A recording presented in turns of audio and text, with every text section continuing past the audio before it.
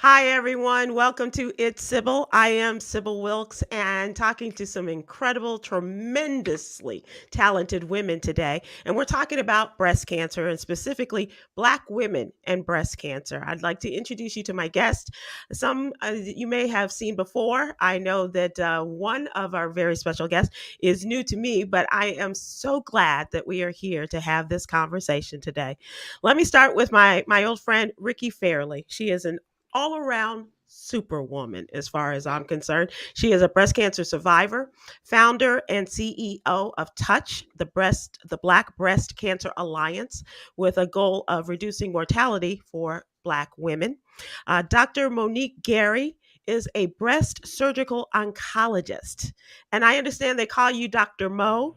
Yes, ma'am. How you doing this evening? Great, Dr. Mo. You are the only, I'm not telling you something you don't know, for folks who don't. Dr. Mo is the only African American oncologist in the state of Pennsylvania, as well as an expert on health and healthcare disparities. And last and certainly not least, is actress and radio personality Coco, the comedian. Welcome, everyone. Good evening, good evening, good evening, good evening, ladies. So, Ricki, let me just take people back a little bit because I met Ricki. I don't know how many years ago it was, but Too I many. was Don't say. okay. Well, I will tell you when I first met you was in Atlanta, and we were doing something with Komen for the Cure, I believe. Yes. And we were was radio women of radio, and I think Yes. Dee Dee McGuire and I were in Atlanta and having a photo session for Komen for the Cure. And this woman with all of this energy and personality was, gathering us together and getting us straight. And we did all of the publicity necessary for this particular function of Komen for the Cure. And then several years later, not I'm not sure how many years later, Ricki, but definitely you came up to me on one of the Tom Joyner Foundation Fantastic Voyage cruises, and you said, "Sybil, it's Ricki," and you took your baseball cap off and you were bald, and you told me you had just completed your round of chemotherapy, and from then on you took off like in a direction that I wasn't familiar with, but always kind of seeing your path as you were going about, and you found your ministry in I this did. particular area of breast cancer, and especially as it affects Black women. Kind of give people a little bit of background on how this all came about with you. So I had triple negative breast cancer, and I this was in 2011 is when I got sick, Sybil. And triple negative breast cancer is the worst one. It affects Black women at 3 times the rate. We don't really know why, and my doctor gave me 2 years to live. I'm Mm, now 10, and amen. so this became my purpose, and I knew that I have to do this work, but I've learned over the years of doing this work that Black women have a different experience with breast cancer. And I think the numbers were coming out over the years. And then we had a big study that was in 2017 for the first study about Black women in triple negative to see the prevalence there. But Black women have a 41% higher mortality rate than white women. Right. Black women have a recurrence rate 39% higher than white women. Black women like me who've had breast cancer have a 71% higher relative risk of death than white women. Black women under 35 get breast cancer at twice the rate, die at 3 times the rate as the white women, well Mm, before they have their first mammogram. And so a few years ago, I started putting the numbers together and started talking to pharmaceutical companies like, do you guys see what's going on here? And and though they've had trouble recruiting Black women into trials, I don't think they really thought about it. It wasn't really a consideration, our physiology.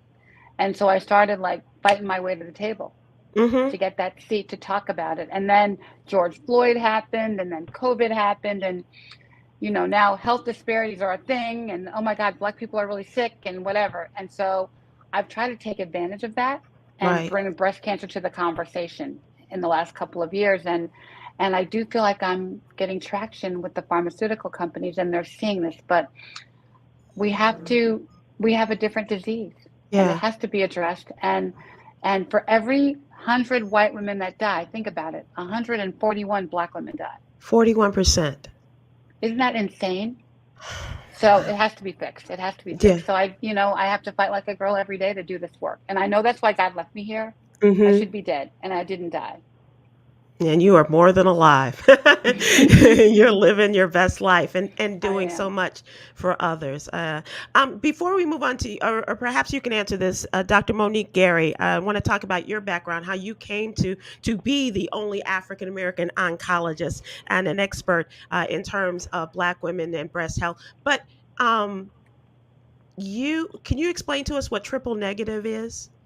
Absolutely. And it's so important that we even ask this question because we hear it, people read it, and they think, oh, it's a death sentence. But when we look at cancer cells, and the way we describe breast cancer has to do with something called hormone receptors, which are little stations on top of the cancer cell that tell us what's driving it to grow. So estrogen has a station because if estrogen's making it grow, then it has to have a little place to receive the signal on the cancer cell. Mm, I'm from Pennsylvania. I say it's like toll booths on the turnpike, right? mhm. You got 3 toll booths we're looking for, and when you don't have those toll booths, then you're in the easy pass lane. You're not using dollars, and so giving you medicine that blocks the dollars or that takes away estrogen, giving you pills and less toxic therapies aren't as effective because you're not using those estrogen pathways. You're using a pathway that we don't know. And so triple negative breast cancer, the cancer cells are bald. They don't have those hormone receptors on them, and that means they grow faster, they can evade therapies, and we really don't know all of what's driving it. Wow. So tell us how you came to be such an advocate and such an important force in Black women and breast cancer. Wow. Well, thanks for that. I mean, cancer picked me from a little girl. I remember being 5, 6 years old, 7 years old, watching my grandmother, who was a nurse, and my mother, who was a nurse at nights in a nursing home, and she got really sick when I was 7 years old, and she died of ovarian cancer. Within Mm, a year, she was gone. 29 years old with 2 girls. mm, And my grandparents then took us in. And my grandmother, when I was about 10 or 11 years old, she got breast cancer in one breast. And I watched her go through this process of seeing different doctors and getting a surgery and radiation. And each time the doctor would say, well, maybe you have 6 months left to live. And then 5 years later, she got breast cancer in the other breast. And they said, well, ma'am, maybe you have 6 months left to live. Maybe start making some arrangements and making plans. And each time she said, I got 2 granddaughters to raise. And one of them said she's going to be a doctor and she's going to cure cancer. So, I got to keep pushing. I have to keep going. And she died 26 years later of heart wow. failure. Right, not Wow. breast cancer at all. And so, cancer picked the wrong one, and it chose me. Right? But my goal is to make it sorry every single day. And there are just Right. not enough of us in healthcare, in surgery, in oncology. We're less than 2% of all surgeons, Black women, less than 2% of all oncologists in the country. And when you look at the numbers of how many of us get cancer, it's so disproportionate, and that representation really does matter. Yeah. Coco, I want to Yes. ask you if you're like me. What is your experience with breast cancer? Oh, Sybil, I've had so many women around me, girlfriends and friends and people that have experienced breast cancer. I've lost quite a few of my friends to breast cancer, and it made me become really, really diligent in going through the process and my annual mammogram or whatever. Hmm. But Sybil, for me, it's like a whole traumatic experience. Like this month. My birthday's the end of January, and I usually go within a week after my birthday. So it's Sure. time for me to go to have a mammogram. Well, I went last year when the world was shut down, and I was so traumatized that I literally sat in my car and I just had to Hmm. gather myself afterwards. I went in, I'm a larger person. They didn't have a gown to fit me. And the young lady was trying to help and she felt awkward and uncomfortable. I said, baby, it's not your fault. It's not your fault. She said, well, maybe. So what I did, Sybil, I wound up taking a gown and tying it around my neck like a Uh-huh. superhero. And then I tied the other one like a halter. That's one level of the experience. So and the woman that was doing my mammogram, I'm a 48H. Hmm. So that's a whole conversation. And I'm 6 feet 2 inches tall. So when you grab the handles, I have to tell myself, okay, I, And listen, I'm holding the handle and I'm trying to lean in, and the person that's giving it is kind of short, and it's like we doing a ballroom number, and it's an exchange, and I'm telling myself, okay, get it together. It's not gonna be that bad. I was so traumatized. She said, "Well, you could get dressed." I took my bra and folded up like origami and just stuck it in my purse and Wow. just walked out. And when I got to the car, I just sat there and I was just breathing because I was so traumatized. It was, Mm-hmm. and I know it's something that we have to do, and I get that part, but I think the introduction to the process, like I went to a major cancer institute to have it done. I'm like, you all don't have any larger gowns. Right. And Wow. she Wow. she she went away and she came back. She was kind of flustered. I said, and I had to really wind up comforting her. I said, it's not your fault. But Right. I Bless thought your about heart. all the other women my size Yeah. that come in and experience the same thing and don't say anything. And because they've had that Right. experience, Coco, they may never go back. That's They it. never They never they may That's back. never the go part, back. I was Sybil. gonna That's Yeah. the part. Yes, that part. Yes. They may never And, go back. and you know what's Wow. really and at terrible least you about it is went. At that least you went.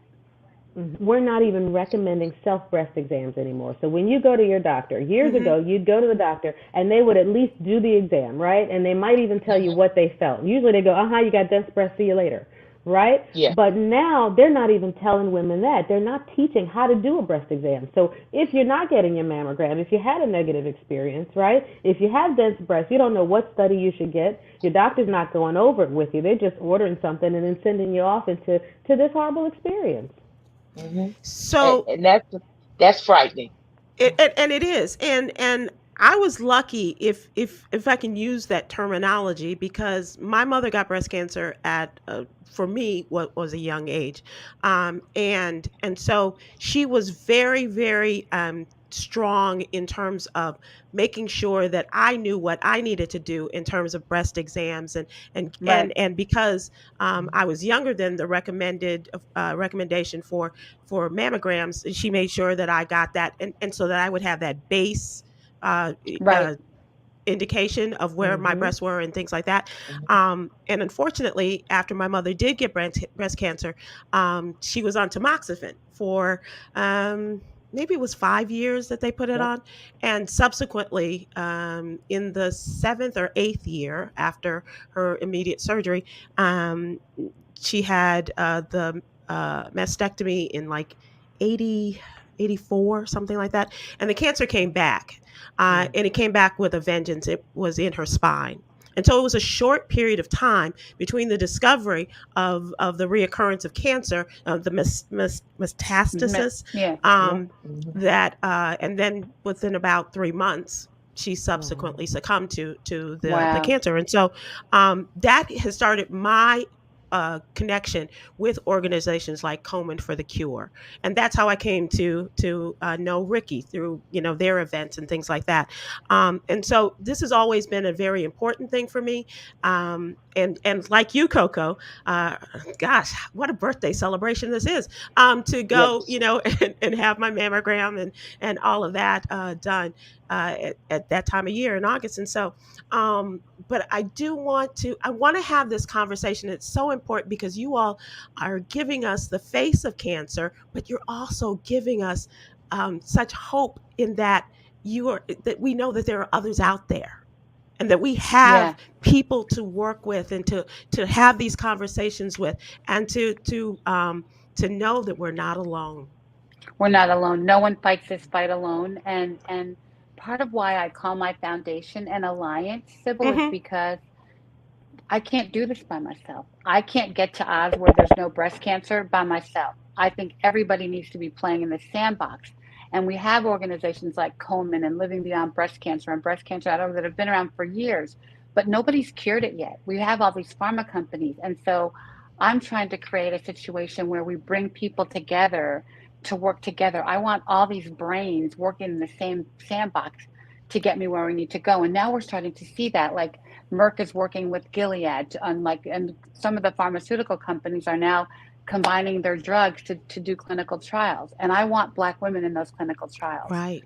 I want that all that sort of bringing together. Like my analogy is, so you're going to the symphony, right? And you're sitting in the audience, and the flutes are playing beautifully in one corner, and the violins are playing beautifully over here, and the pianist is playing beautifully. But from the audience, it sounds like noise, right? But Mm-hmm. then the conductor comes in, silences everybody, and all of a sudden they make beautiful music, right? So I don't necessarily want to be the conductor, but I want to make the music.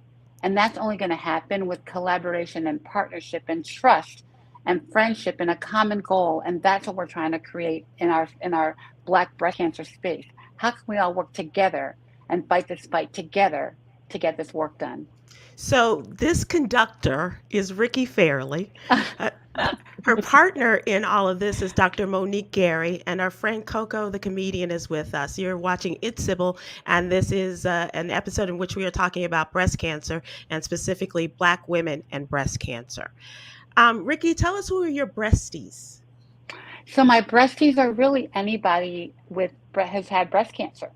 You know, like it's not a club that you want to be in, but once you're in it, it's unconditional love and trust and support. And a lot of the calls I get, Sybil, are, okay, Ricki, the doctor said XYZ, but what do you think? Well, I'm not a doctor, I'm not a scientist, I'm a marketing person, but I can give you 4 examples of somebody who took that drug or this side effect from tamoxifen or whatever. And so I'm a voice of trust. And so is every other breastie. We're the voice of trust. And so we go to our sisters, to our breasties, really to get information.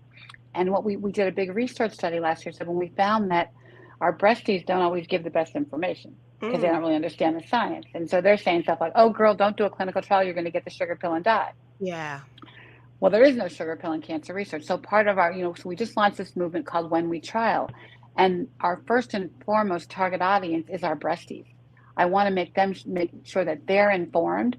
So when a breastie calls in the middle of the night with that panic question, she gets good information. And so we're trying to educate our breastie community. And then we have honorary breasties like Dr. Mo. So, but it's really, Well, it's a community that I can't even describe. You Mhm. know, it's just the sisterhood that there's nothing like it because nobody, everybody loves on you when you're sick. You know, you have your mama and your family and your kids and everybody loves on you. But when you walk into a room of breasties that look like you, the camaraderie, and instantaneous love that you feel is unconditional Yeah. and uncomparable. So we have a lot of information here, and I just, as my executive producer likes to say, take a breath. And as we move into the next segment, which we like to call What's Really Going On, we have a question and kind of take a deeper dive. Sometimes it's a little lighthearted as we get to the end of our day, but other times, and especially in this case, we really need to talk about the disproportionate, the health disparities and things like that, Dr. Monique Gary. And so you explained to us about triple negative breast cancer, but also they're infected, Black women are affected more by inflammatory breast cancer and more likely to be, as you mentioned, Ricki, more likely to be diagnosed at younger ages and at more advanced stages of the disease. And so these disparities are kind of overwhelming for us. So how do we kind of like we just did, take a breath and try to make sense of all of this, Dr. Gary? I think the first thing is that we can look at these statistics and we can see how overwhelming it is, but we can also look at the statistics like Ricki. We can look at the breasties that we see every day on our show, and that we're seeing more and more narratives. And one good thing that has come out of COVID, if anything good has come out of the coronavirus, is that we are so much more connected to each other around the country, around the world. We have people who chime in and say, you know what, that was me. I was diagnosed with this, or I want to get involved. How can I be a part of this movement? And we're starting to learn that we're not alone. Mm, Because when women get together at their local cancer centers and their support groups, they don't see people who look like them. Their mm-hmm. doctors don't look like them. Yeah, we all know somebody who had breast cancer, but we're not talking about it in our communities and in our Right. safe spaces. And so one of the ways that we can take a breath and take a breather is to normalize that, cancer happens. It happens to every single family in every community, but we can begin to share our information. We could talk about disease so that we can get to the part where we're talking about early detection and prevention, not just how many black women are dying of Yes. breast cancer. My hope is that we would talk about our cancer experience not from our mortality but from our survival. Just like every cancer for white women is always there. This percentage survival. This percentage survive at stage 1, 2, 3. Ours is this percentage die. This percentage die early. This percentage die advanced. I mean, it's just we got to change the language around it, and it is starting, and that has really come out of seeing how health disparities has affected the community as a result of the coronavirus too. So there's some positivity that has come out of COVID, even if there's just a little bit. It's the fact that we're shining that light so we can begin to take that pause. That's a really important thing. And Coco, think about this. We have the ability, especially, I'm assuming that, we're probably about the same age and talking about when people used to say, she had the cancer or Yes. The C Yes. word. the C Yeah. word. Yeah. The C word. Yeah. Yeah. And so we have the ability, as you say, Dr. Mo, to shine that light and to encourage our young women and our young men to understand what all of this is about, and to talk about the victories over this. Right, It's true. right, right. Talk And about your TV show, ladies, if you would. sure. We started this, and the one thing that COVID brought to the table too is that instead of going to a support group in your neighborhood where you may not see someone that looks like you, we have a digital platform, so we're able to reach so many women Mm-hmm. digitally because they have no place to go because of COVID, and so I think we're more effective because we have this platform. So Mo and I were just talking one day, and we're thinking about it. Really came because women weren't going to get their mammograms because they're afraid to go to the hospital, and we're like, Mm-hmm. these women didn't go, like they can't miss their mammogram. I don't care what's going on out there. And we said, well, how can we talk about it? So we said, let's do a Facebook Live. So we went on my little Ricki Facebook page, and we started talking about this, and people started commenting, and we had 800 views like in 5 minutes.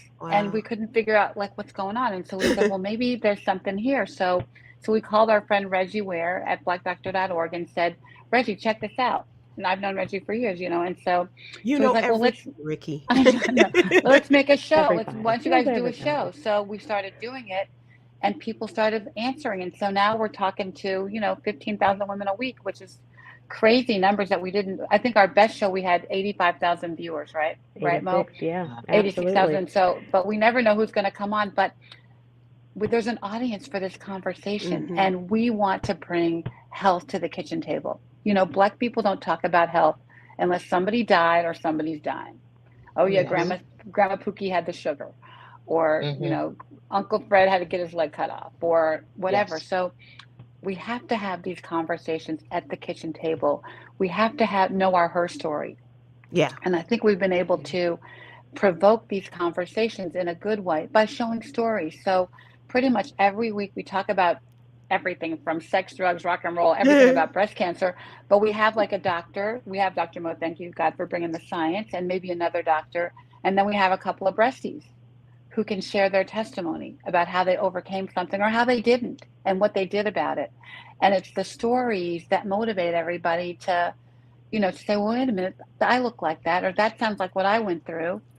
And then, then we get 42 comments about the same thing. And they say, oh, wow, look at all these people that have what I have. Mhm. And so we've been able to create this community online that is talking about breast cancer. And I think, according to Reggie, we have like the #1 breast cancer show in the world, whatever You're that number means. one. I don't know if that means right. Or the only, right? Yes. The Ricki, only one, but remember we thought we would do 20 shows. That's all we asked for. right. We said, It's a can we 20 just shows. cover 20 weeks and maybe We talk made a about list. why women should get their screening? Because, we knew when the doctors told people, don't go to the hospital, don't get your mammograms, I said, oh no, that's a mistake. We have got to stop this right now. We No. got to talk to black women. We got to educate our sisters because, when America gets a cold, right, black America gets pneumonia. Pneumonia. So Yeah. when you look at those differences in the screening mammograms and what's going to happen to all those people who, one, needed a diagnostic mammogram, they felt the lump, they had fluid from their nipple, they had something else going on, signs of more advanced cancers, and And they were didn't afraid go. to go. They were afraid to go. They were That's right. told not to go. And so we said, we got to start educating people. And we thought we'd do 20 shows. And next thing you know, it is a year and Two a half years. later. Yeah, we're Yeah, almost two almost years. 2 And Almost years. so, two how do years. people Wow. find you? Where do we go for the So, show? yeah, so the show is on the blackdoctor.org Facebook page on Hmm. Wednesday nights, 6 p.m. Eastern time. And we also share it to our Touch BBCA page at Touch BBCA on Facebook, to our page, but we're on blackdoctor.org every Wednesday night. And if you sign up for our mailing list on our website, Touch BBCA, then you'll get an e-blast on Tuesday and you'll know the topic and know what we're going to be talking about the next day. So we do it every week. I think also, Mo, if you remember, one of our first shows, we had a very, very sick breastie on.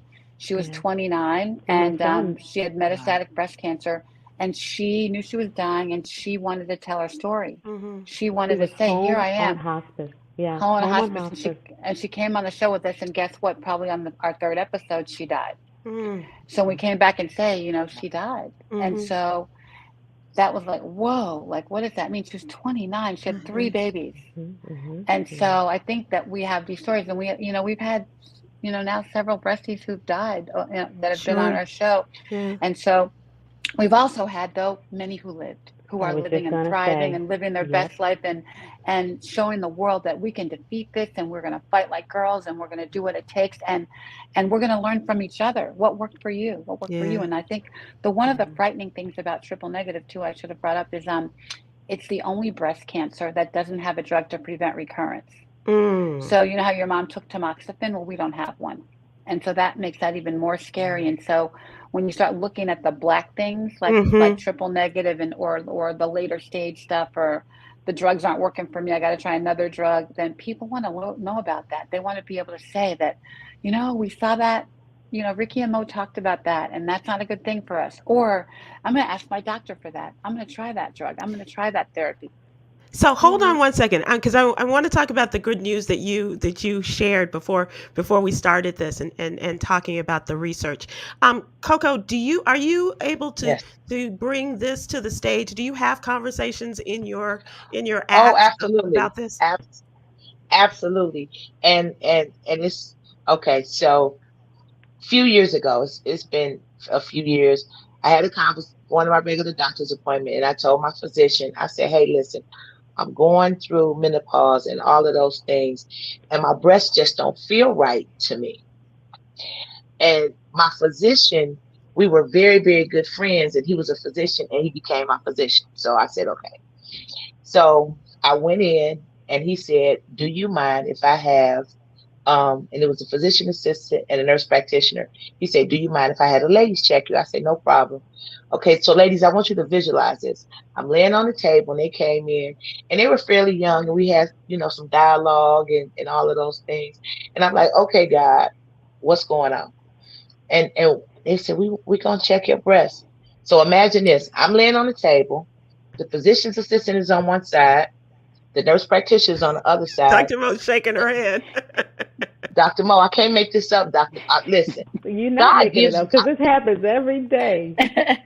So the nurse practitioner did this breast, physician's assistant did this one, and I said, "Listen, ladies," I said, I said, you got to do this here thing. We got to feel this here thing, y'all timid and shy and all that." And I say, "I'm sure this will be par for the course and something later on that you'll look back and reflect on. But we got to come on now. Y'all got to put some lubricant on them hands or whatever." And in my mind, I'm like, I'm probably the only person in the world that this has happened to. And when it happened, like the following week, I went on stage, and when I told it as a joke, the women in the audience were screaming, and the men act like they felt so uncomfortable. Their shoulders went up. I'm like, "No, this is real life." I said, "This That's is my right. life. I can't make it up." Hmm. So moving forward, I went right after that. My doctor gave me a prescription for a mammogram, and I've been consistently going. But it was an awkward experience, but it was a teaching moment. Like, how do they? And Dr. Mo, you said they Hmm. don't even do, where they Right, they do right. the, They don't do it anymore. Mhm. Mhm. but it was like the makings of some kind of adult movie that went way That wrong. went left. That went really left. But It That was a it was foursome right there. I've that not seen anything like listen. that, Coco. Right. they, It was, and I remember the physician's assistant asked me because I got some scars here. She said, "Is that a tattoo?" I said, "No, I was cooking some turkey burgers on a George Foreman grill and leaned in, and that kind of broke the ice." But it is so true. I got like three. Oh, Oh this my goodness. I love it. You know, Coco, life is really real though because they don't Right. even it show is. black skin in textbooks, right? So, for let's They say you're a don't. patient and you're thinking about a reduction or a mastectomy. There's no brochures that look like Right. you, Mm-mm, right? There's mm-mm, no Yes, pictures that say yes, this is what a scar yes, looks like versus a mm-mm. tattoo. And these are people who are now yes. trained medical professionals and you got to teach them how to do the breast exam, right? Like this Mm-hmm. is And I had really it's just unfortunate. It's and I real. had to walk them through the process. And then afterwards, my physician came in and I said, "Okay, I'm gonna talk to you like you're my friend." And then I'm gonna go back to my physician. I said, "Let me tell you something." And I had some very exact words for him. Yeah. And I Good. said, "I want you to use this when you have a meeting and you talk to your colleagues about how this goes." I said, Mhm. "Because I know I'm not an anomaly, but maybe in this instance I was." I said, "But Right. I'm sure in their career they're going to encounter some other women that have Right. large breasts and all of those Mhm. things and all of that." So it just, Dr. Mo, it's just kind of interesting that, like you said, it's until it happens, there's no conversation. And then when it happens, people don't believe that it's happened, if Mhm. that makes Were they sense. white, Coco? It Were they does. white? Were they No, they white? were black young Probably not. girls. Probably not. And Mm. and there's no space for us to talk about this, right? And there's no language Mhm. around how do you even ask the questions when you go to your doctor's appointment. Like Ricki and I participated in a campaign recently called More Than Just Words with Jasmine Sullivan and a company called Novartis. And we put together a question and answer booklet for women so that when you go to your appointment, there's certain questions Hmm. that you should have answered before you walk out that door, right? What was my Mhm. exam? What's my next imaging? What did my imaging show this time? What should I be looking for when I get home? How do I know when to come back? All these things. And, God bless you. You can laugh about it and you can teach these babies. But what about the people who are laying there Right. in those gowns that don't fit and they're afraid to say something? Yes. That's Right? right. Yes. And the Yes. doctor has the Yes. hand on the doorknob and they're walking out the door and Mm. you didn't get your questions answered. You might have felt the lump. You didn't say anything. You don't know what to follow up Yes. for or feel for at home. We got to do better. I Yeah, remember we have. We Robin do. Roberts saying that in Yeah. going through her physical when she did find a lump, and she said, the doctor kind of went through all of this, and she said she wasn't going to say anything, and then something propelled her to say, I found something, and that's what Mhm. started her journey.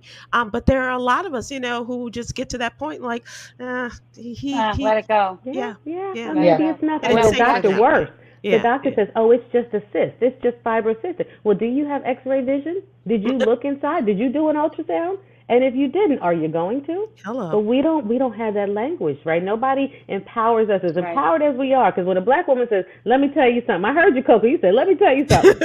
Right. Right? Let me tell you something. When a black woman says that whatever's coming after, you need to perk your ears up and listen to. But Yes. we don't have that Yes. authority or No, that and comfort our young in the women, exam room. yeah, our young women are getting dismissed every day. They're getting dismissed. Oh, you're too Mhm. young. You don't, Mhm. they don't want to, give them a mammogram. It happens every day. But we have one patient who has stage 4 metastatic, and she was at my house last week, and she was talking to her oncologist, and she felt like her oncologist wasn't hearing her. Like, I need a scan. She wanted to get a scan done. She's like, you know what? You're treating me like the McDonald's drive-in. I want to be treated like Wow. we're going to City Grill. Like, I What a want the steak visual. dinner. I don't Yes. want Wow. the Yes. McDonald's drive-through.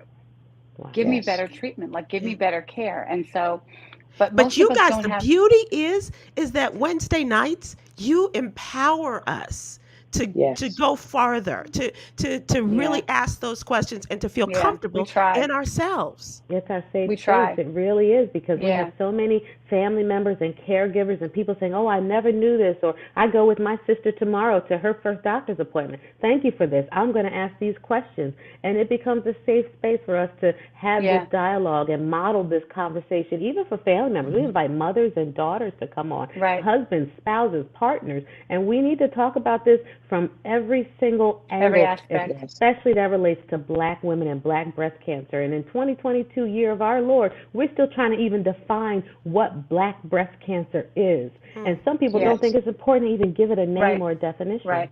We're going to move to the next segment. I'm sorry, Ricki, go ahead. I was going to say, we wrote a definition of Black breast cancer. I'll tell you what it is later if you want. So as we move into our next segment, once again, let's just take a breath. And we're gonna, as we come to the end of this, I do have a question just to ask you all, just on the light QT. But Ricki, as you were saying, you have a definition. We wrote a definition, and really it was for our white advocacy peers almost, so that we could be clear about what we were talking about. I'll read it to you, okay? Black breast cancer, noun, like in the Webster's Dictionary, right, is the constellation of exposures, experiences, and lack of science for Black women diagnosed with breast cancer that causes Black women to face disproportionately worse breast cancer outcomes. Wow. That's a noun for you, and that really does say it. It capsulizes it very well for a lot of us. My guests tonight are Ricki Fairely, and she is of the CEO and founder of Touch, the Black Breast Cancer Alliance, as well as Dr. Monique Gary. She is a breast surgical oncologist and only African-American oncologist in the state of Pennsylvania, as well. And I'm not sure how many other states can even make that claim, Dr. Mo, and our friend Coco, the comedian. And we are talking here. And before we move to a lighter moment here, Ricki, I do want you to share with people about your discovery or your making contact with a physician. You were telling Dr. Mo that you made contact with someone, and so there is a survey, or actually a study, which gives credence to what you all have been saying. Yeah, and I'm going to let Mo explain the science because she's way better at than me. I'm above my pay grade. But so we started this movement identifying that Black women are afraid of clinical trials. So the drugs that we have never been tested on our bodies. The therapies we have are not tested on Black women. So we started a movement called When We Trial. And it's really to help people learn about it, learn about trials well before they need one. So whenwetrial.org is our mantra. So, and I've been screaming to the rafters that Black women are different. Like, it's got to be scientific. And a study came out 2 days ago from this amazing doctor. And she, I can't even pronounce her name, but she has been studying Black women. She did a study with 185 Black women and identified, and Mo, can you explain the science here, that Black bodies are different, that the drugs aren't working? Well, what we know is that all a cancer cell is it's a cell that mutates so that it doesn't die, right? So there's changes that happen. This faulty cell, 1 becomes 2, 2 becomes 4, 4 becomes a million. And the changes that happen in that cell, we now can find targets for different drugs. Well, the drugs all work the same way, and we give it to every patient thinking that, well, it's going to do the same thing. But what this study found was that in the ways that our cells regulate their cell cycle, so how do they live, how do they die, how do they clean up the damaged cells, there's some differences between Black women and white women in those breast cancer cells expression. And that's a core tenet of what we've been saying, because when we talk about Black breast cancer, people are saying, well, it's not scientific. There's no research that Black women experience breast cancer differently. Maybe they have different racism. Maybe they have different, attitudes about their cancer, or they have obesity or diabetes, all these things, these factors that influence why we may get diagnosed or have different outcomes, but they haven't really investigated that there's a science behind whether or not Black breast cancer cells are different than white women. And so this is a that's helping to contribute to that fund of knowledge, and that's really what we need more of, because we can look at, when we normalize for all those things, take Black women in the military, they have access to insurance, they have access to screening mammograms, they have access to the best care, they still get diagnosed earlier, more aggressive disease, they still die faster than their white counterparts, even when you normalize those conditions, those socioeconomic things.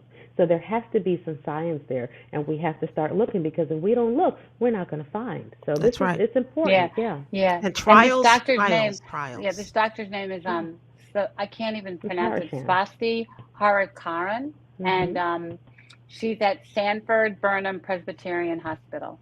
She's Wow. a PhD researcher, and she's Wow. been doing this for the last couple of years, and she's now our We angel. still need So more. I We need actually, so many more. yeah, 700 we is need not so many enough when more. thousands and thousands of black women are dying of breast cancer every day, but it is a Absolutely.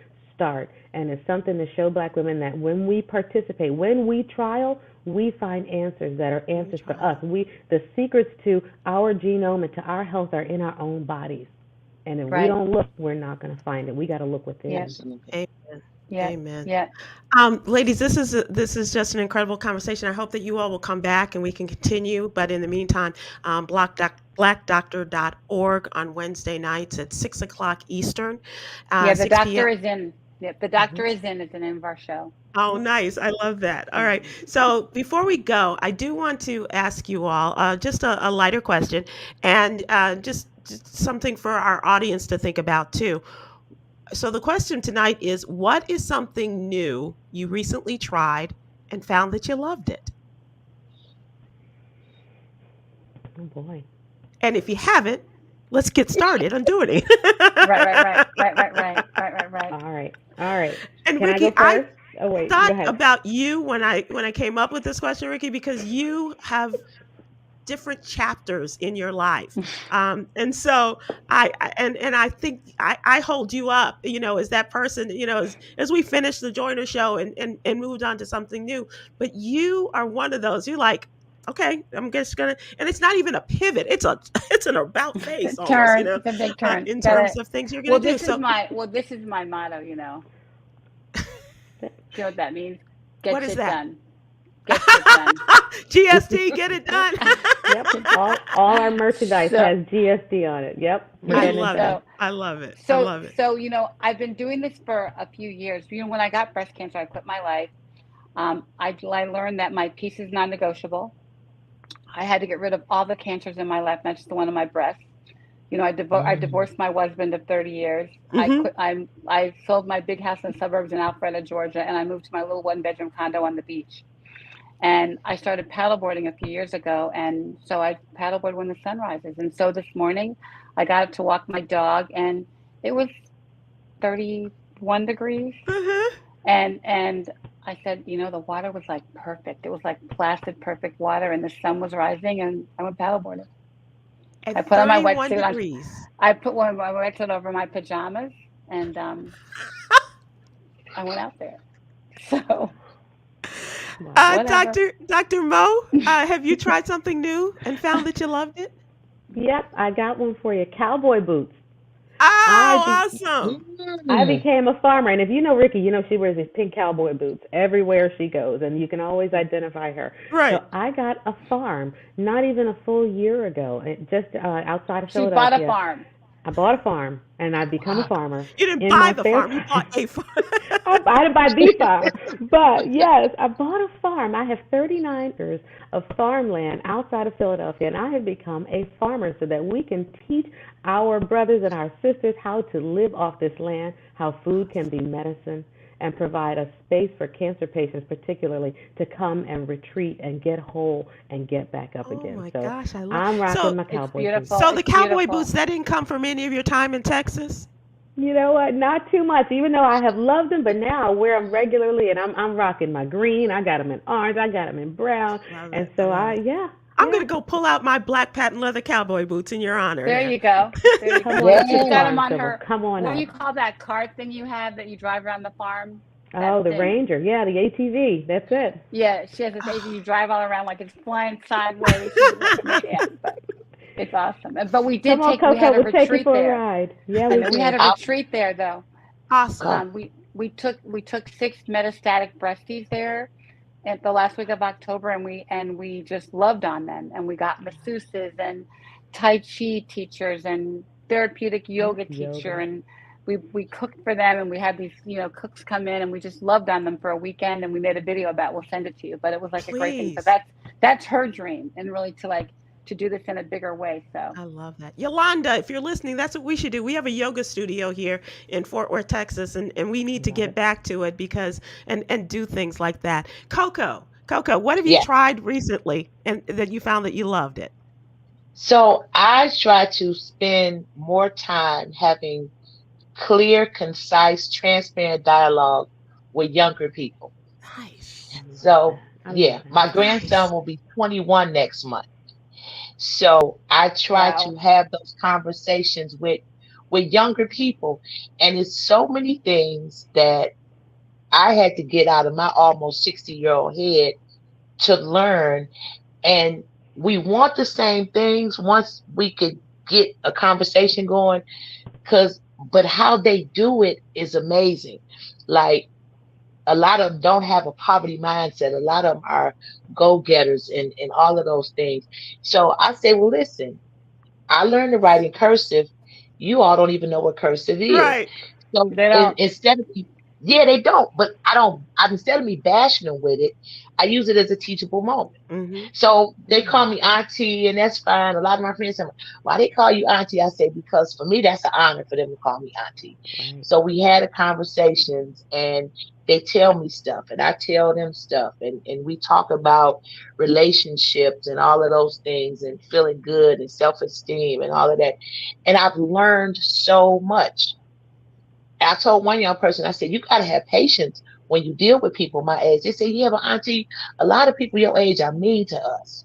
Mm. And that kind of Mm. resonated. Like, I don't want to be that mean Hmm. older person that's mad with them. I say, well, I'm going to apologize for them, but that's as far as it's going.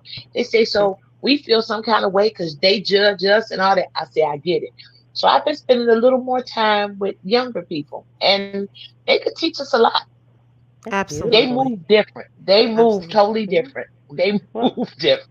if it wasn't for millennials and zennials, none of us would have these digital platforms that we're on and able to Okay. work from home and do all these things. So we Okay. have a Yes, lot of Right. thanks yes. to Right. give to that generation. People think Right. they're always Mhm. on their technology, but they were doing something right. They're doing something They while were. while They're their doing faces something are right. down. They are doing something.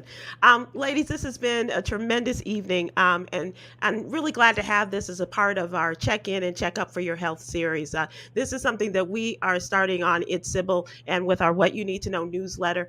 And because it is so very important, especially for us as African Americans. And today, as we're talking about breast health and Black women and breast cancer. And so I want to thank you all very much for being a part of our early ventures into check in and check up for your health. This has been a wonderful discussion. I hope you all will come back again. And one more time, Ricki, how can people reach out to you and then Dr. Mo and Coco? How can people reach you? Sure. Well, check out our new website, whenwetrial.org. Our Touch website is touchbbca.org. You can email me at Ricki at touchbbca.org. All of our social media is at touchbbca. And When We Trial is a great way to learn about clinical trials and teach your family, teach your mama, teach your auntie, and check the breast that you love. I know you have a pair. And Amen. you guys have to come on our show. Absolutely. I like that. Absolutely. I Dr. like Mo? that. Wow, well, thank you so much for the opportunity to just be here. You can follow me on all social media outlets at Dr. Monique Gary, Dr. Monique Gary, on all the social media outlets. You are, and go ahead, Farmer Mo. I ain't mad at you. I know. It's great. Love you And guys. Coco, how can people find you? Coco the comic on Instagram and Twitter, and this is, I don't even want to explain why I'm Ginger Hudson on Facebook. It's a long story. We don't have time, but Coco the comic, I can be found, and you can get all my information. So yes, absolutely.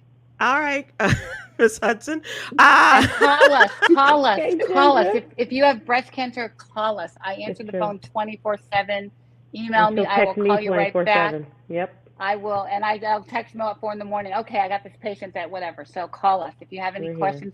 If we don't know the answer, we'll get it for you. that's It's my awesome. purpose. I work for my grandbabies. Amen. Amen. And Thank what a you. great purpose you Thank are you. living for. Thank you all so much. We like to close every night with a jewel, Yogi's Jewel. It's our daily inspiration. And I think that this applies to each and every one of you. What makes you different makes you special and unique. You are priceless and one of a kind. Ladies, thank you so much for sharing your priceless specialty with us, and for being here tonight. We really appreciate it. Everyone, please take care of your health, and it is our Yes. wealth. Please be careful. Let's remember and continue to check in and check up on each other. Thanks so much, ladies. Have a good night. Thank Aloha. you, ladies. Thank Have a good you. night. Thank you. Breasty love. Good night.